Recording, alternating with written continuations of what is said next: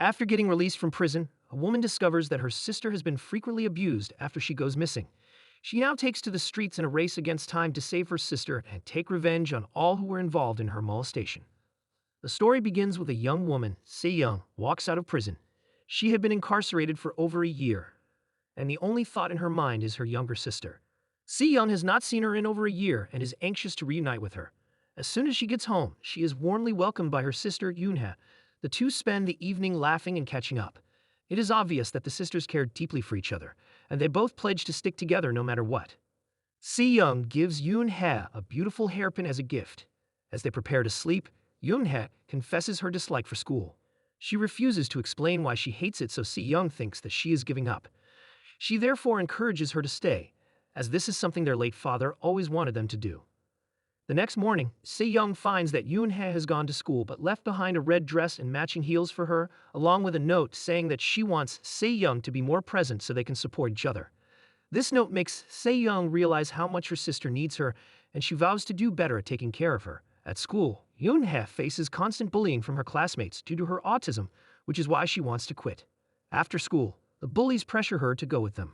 Meanwhile, Se-young is trying to rebuild her bodyguard career and applies to rejoin her old team. Although the recruiter praises her fighting skills, he refuses to hire her because of her criminal record, which stems from a past altercation with a man. The bullies take Yoonha to a karaoke bar, forcing her to change into very revealing clothes.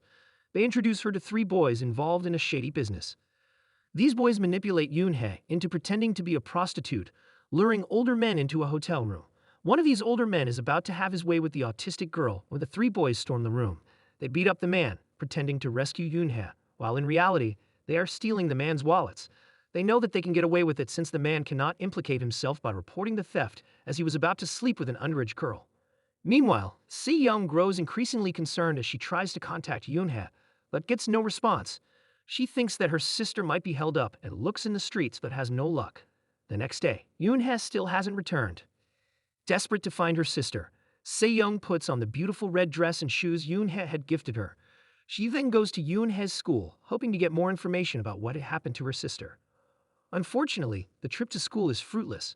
Yoonha's class teacher dismisses Se-young, telling her that it is normal for teenagers to run away for a few days.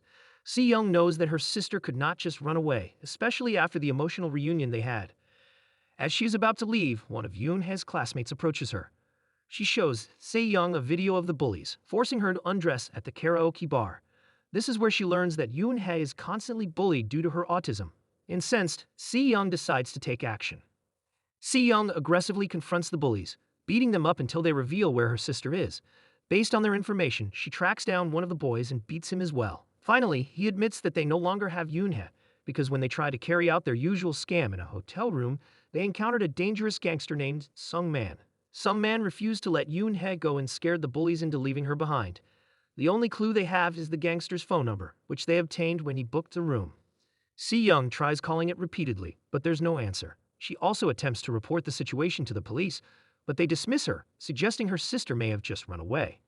Se-young finally understands that if she wants to save her sister, she can only do it by herself. She knows that she has little time to find her sister alive, but she is determined to find Yoonha, even though it costs her life. Meanwhile, Sung-man is meeting with a human trafficker to sell Yoonha for a large sum of money. While locked in a room, Yoonha cries to be set free, but is slapped by the trafficker's assistant. Se-young follows up on the lead by visiting the address on the business card she found. While she doesn't find Sung-man, she encounters a worker who lives there. After beating him up, he finally gives her the license plate number of Sung-man's car. She then takes the worker's car keys and a stun gun. While this is happening, the human trafficker finishes the transaction and goes to see Yoonha to assault her. In response, Yoonha bites him hard enough to draw blood. Se-young, now more determined than ever, heads to the parking lot where Sung-man parks his car. She waits for him, and once he arrives, she follows his car. She calls his phone and demands to know where Yoonha is, but he refuses to answer. When they reach a quiet street, Se-young rams his car and exits to tase him into unconsciousness. When Sung-man wakes up, he finds himself tied up, and Se-young demands he tell her where Yoonha is. He reluctantly agrees, but as he continues to refuse to cooperate, Se-young tightens the chokehold around his neck, causing him to lose control of the car, which crashes off the road. They engage in a violent and intense fight inside the car, as Se-young refuses to back down until she gets answers. Si-young struggles in the car fight with Sung-man as they are nearly equally matched in strength. However, after a tough struggle, she manages to break his hand and gets the information she needs about Yoon-hae. Next, she goes through his phone and contacts the human trafficker pretending to be Sung-man's assistant. The trafficker reveals that he's unsatisfied with Yoon-hae and plans to sell her to someone else soon. This pushes Se-young to hurry to the trafficker's establishment, a large massage parlor. At the parlor, Si-young spots Yoon-hae's hairpin on the receptionist and immediately attacks her, demanding to meet with the human trafficker. Sadly, by the time Si-young gets to him, she learns that Yoon-hae has already been purchased by another buyer. This makes Se-young very angry, and she instantly gets into a fight with the human trafficker. The trafficker attempts to stab her, but misses. They end up wrestling on the ground, with Si-young choking him until he gives in and reveals who he sold Yoon-hae to. The trafficker admits that Yoon had tried to call her home but got no answer, so she called a mini-market instead. The trafficker sold her to a client called Lucky Supermarket, and a man in a suit came to pick her up. Si-young quickly traces the phone number for Lucky Supermarket and heads there. Meanwhile, Yoon-hae is in the car with a man in a suit, referred to as Suits. Suits stops at a gas station, assuming Yoon-hae is asleep. Seizing the opportunity, Yoon-hae escapes and jumps onto a public bus. However, Suits catches up, stops the bus, and drags her back into the car, despite her pleas. He tells the bus driver that Yoon-hae is his mentally ill sister, and even though he feels some pity for her, he forces her into the car and drives off. Back on the road, Si-young continues her search. Suits and Yoon-hae arrive at a rundown building, where it's revealed that Yoon-hae's abduction is part of a larger plan involving Park, a well-known councilman. It turns out that Councilman Park has a personal vendetta against Se-young and is kidnapping her sister to lure her out. Interestingly, Lucky Supermarket is a mini-market near Se-young's house, one her sister used to visit frequently.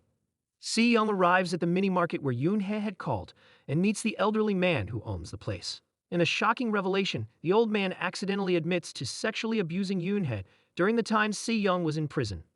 Furious and heartbroken, Se-young beats him, and as she tortures him, he confesses that he and several of his friends took turns abusing her sister. This leads Se-young to hunt down each man involved, beginning with a photographer's studio where she finds a picture of Yoon-hae. She confronts the photographer, demanding more information, and after beating him, he reveals the next lead. Se-young proceeds to a workshop where she crushes the owner's arm with a sledgehammer to get the information she needs. The workshop owner admits that Councilman Park, the same man who imprisoned Se-young, had taken Yoon-hae. This leads to the revelation of why Se-young had been arrested. The workshop owner further explains that 3 years ago, while Park's car was being repaired, he sexually assaulted Yoon-hae in the vehicle. After the car was repaired, Park found Yoon-hae's underwear and was informed that the pants belonged to a mentally disabled girl. From that moment, Park began abusing Yoon-hae regularly, which is why she was often late returning home, though she never confided in Se-young. One day, Se-young, concerned about her sister's late arrivals, she follows Yoon-hae after school and sees her getting into a luxury car which takes her to a hotel. There, she discovers that Park had drugged Yoon-hae and was about to assault her. Se-young, in a desperate attempt to save her sister, attacks Park with a screwdriver and injures his eye. However, because of Park's political power, he twists the facts, leading to Se-young's arrest. Now, after being released from prison, Se-young learns that Park has ordered Suits to kill both her and Yoon-hae. Determined to find him, Se-young calls Suits, demanding to know where Councilman Park is hiding. With a heavy heart and hesitation, Suits, fed up with Councilman Park's cruelty, reluctantly gives Se-young the location of her sister and Councilman.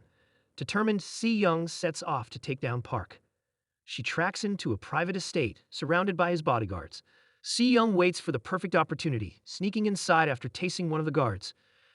Inside, she finds Park and holds a weapon to his head, demanding to know where her sister is. However, before Park can answer, he calls for his bodyguards, forcing Se-young into a brutal fight with them as he escapes in his car. It takes time and skill, but Se-young manages to defeat all the guards. She quickly jumps back into her car and chases after Park, ramming his car in the busy traffic. She shoots him in the shoulder, but Park still manages to flee. In his rage, Councilman Park calls Suits, instructing him to force Yoon-hae to drink as much soda as possible, even if it kills her. He also orders Suits to gather all of his henchmen to kill Se-young. Though Suits is conflicted, he can't bear seeing the sisters suffer, so he calls Se-young, giving her Yoon-hae's location. When Se-young arrives at the location, she is ambushed, and Suits is captured and brutally beaten by Park's men.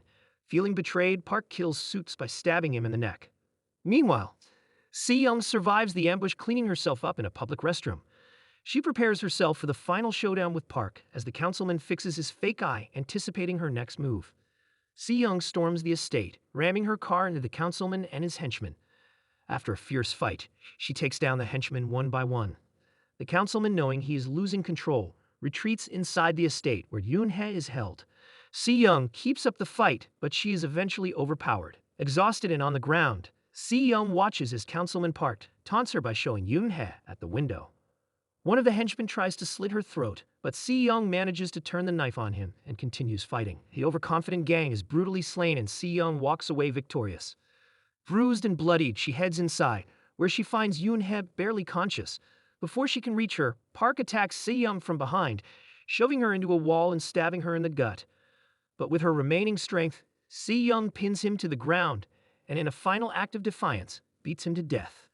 Exhausted but victorious, Si-young moves toward her sister. The two share a tearful embrace, relieved to be safe at last. As they make their way home, Si-young clutches her bloody gut, fighting through the pain. Her only thought is getting Yoon-hye home, no matter the cost.